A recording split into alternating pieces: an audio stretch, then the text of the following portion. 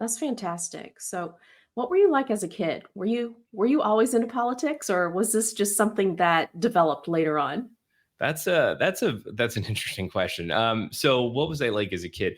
I wasn't into politics per se. Like I didn't grow up in I think what you would consider to be like a hyper political Mhm. family. And in fact, I kind of ended up on the opposite side of the spectrum of most of my family, though there's been some shuffling in recent years, as has been in a lot of different families. But I always did have this interest in history, so Mhm.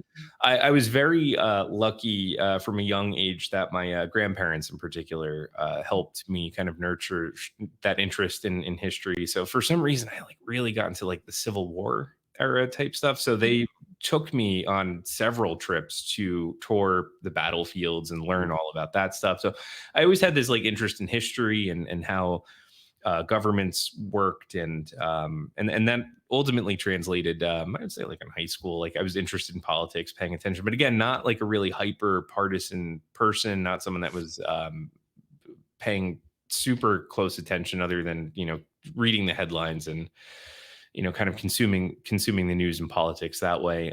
In college, definitely became more politically active and tried to learn. So I minored in political science, majored in history, which Mhm. I guess was inevitable. I was actually my path. I was on a path to be a history teacher, actually a social studies teacher.